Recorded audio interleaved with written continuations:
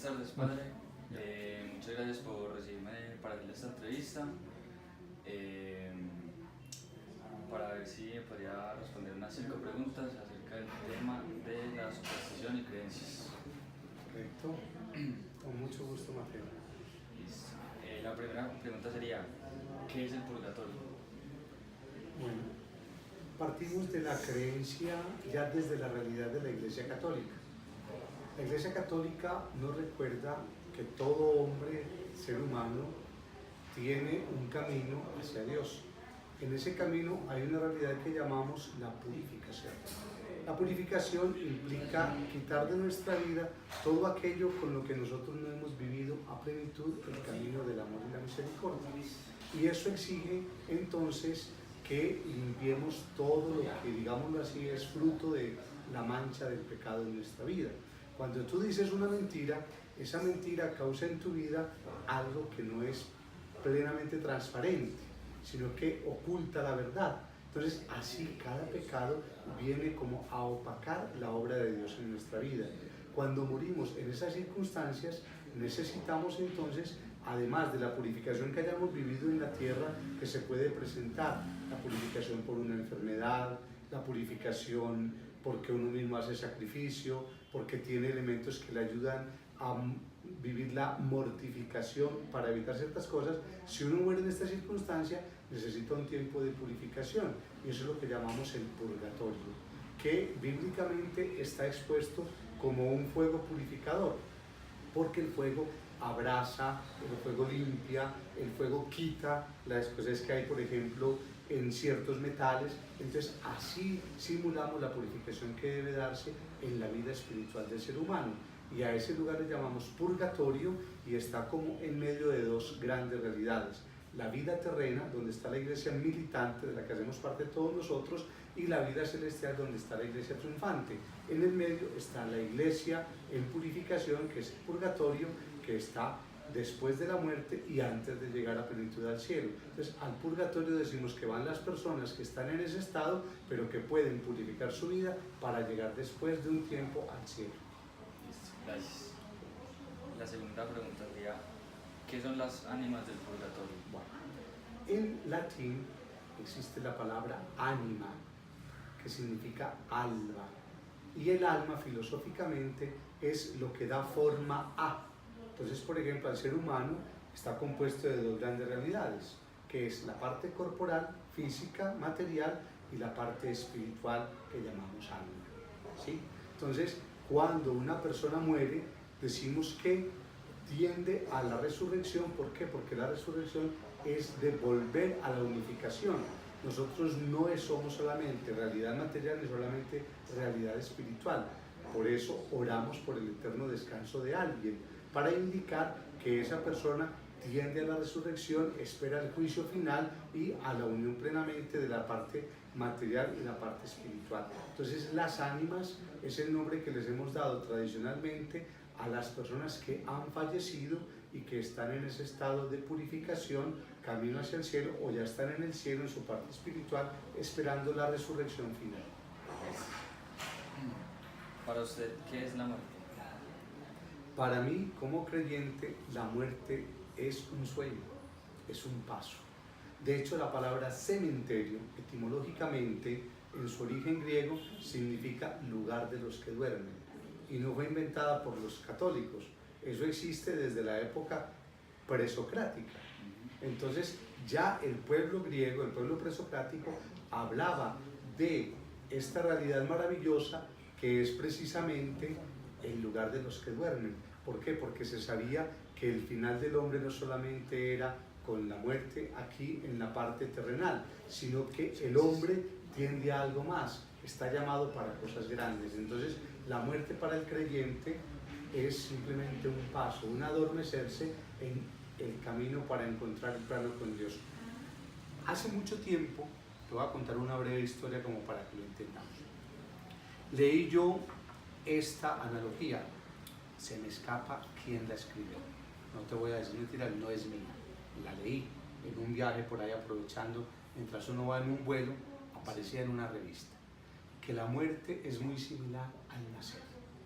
Cuando uno nace, la criatura se resiste a salir del vientre materno, porque allí ha logrado formarse, tener como su cuna vital y está en un ambiente tan especial que no quiere dejarlo.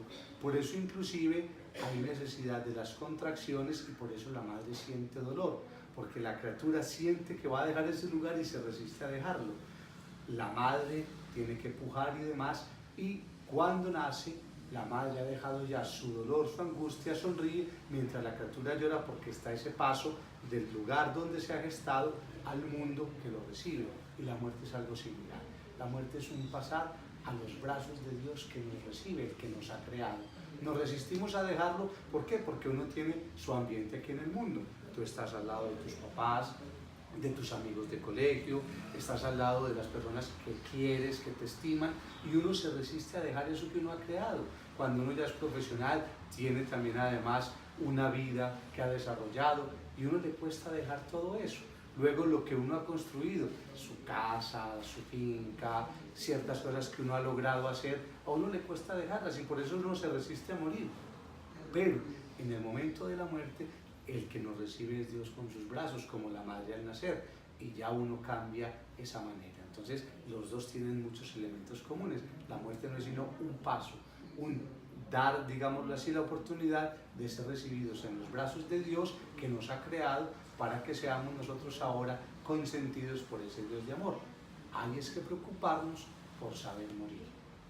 Hoy día hay una dificultad y es que estamos muy ocupados en saber vivir, pero no nos enseñan a saber morir y por eso nos resistimos más a la muerte. Cuando desde que nacemos estamos empezando a morir, porque todos los días viene el desgaste propio de la realidad física, biológica. Nuestros órganos cumplen unas funciones. Si no los cuidamos, más rápido se desgastan. Entonces todos los días estamos viviendo esa experiencia y todos los días tenemos, llamaban los grandes santos, la pequeña muerte, que es el sueño de la noche. Tú te acuestas, duermes, pero realmente muchas veces no sabes ni lo que has vivido durante el sueño. Pero al despertar tienes un renacer. Eso es la muerte, un sueño del que se despierta en las manos de Dios. ¿Por qué la población moderna tiene la necesidad de tener creencias o de creer? Donde haya un ser humano hay necesidad de creer. Incluso muchos se dicen ateos, pero terminan creyendo en sí mismos. Porque creer es tener confianza y es simplemente darnos cuenta de que hay algo en lo que nos podemos afianzar. La población moderna es fruto de la historia de la humanidad y prácticamente no hay pueblo tan bárbaro que en la historia de la humanidad no haya tenido un sentido de fe, de creer. De pronto por ahí, Paranjá, que es un pueblo, bueno, así lo pronuncian algunos y así lo aprendí yo, otros dicen que simplemente Paraná, es un pueblo amazónico, que es el único que no tiene ni siquiera todavía palabras ni para los números ni para otras cosas, tampoco para sus creencias, ¿sí? Es quizás de los únicos, es un porcentaje muy mínimo del que no tenemos. Más del 94% de la población en el mundo a través de la historia ha tenido una manifestación de una vivencia de fe. Luego el mundo moderno tampoco se escapa a eso, porque el hombre lleva en su interior la necesidad de descubrir que tiene algo que está más allá de sí mismo, es lo que llamamos la trascendencia. El hombre está llamado a salir de sí mismo, no solo en el plano humano habitual para compartir con el otro, sino en el plano de la perfección.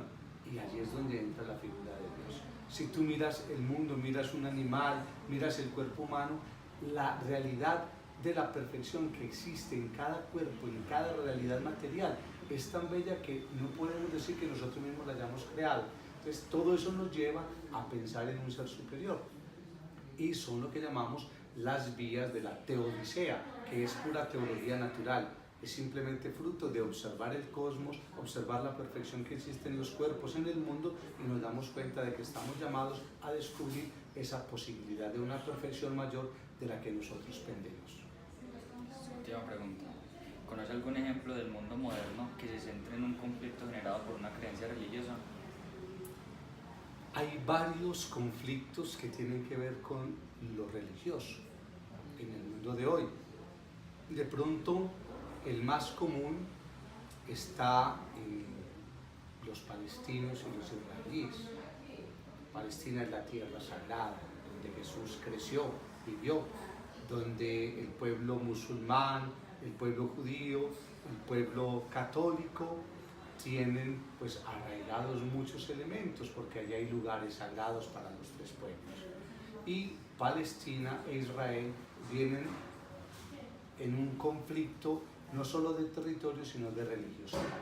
Entonces, ese es uno de los que de pronto más está. Pero al lado de eso está, por ejemplo, el conflicto en Siria, del que nosotros no hemos puesto mucho cuidado. Y del año 2011 para acá existen en Siria cerca de 5 millones, y de pronto dicen algunos que ya está pasando de allí, de refugiados que han tenido que salir a Grecia y a otras naciones, donde ellos encuentran un camino, y todo está en un conflicto entre musulmanes, católicos, cristianos, que están luchando también por imponer ciertos elementos de religiosidad. Entonces hay varios conflictos, te nombro esos dos, pero puede haber en el mundo actualmente unas 20 guerras por cuestiones religiosas. Muchas gracias, padre. Con mucho gusto.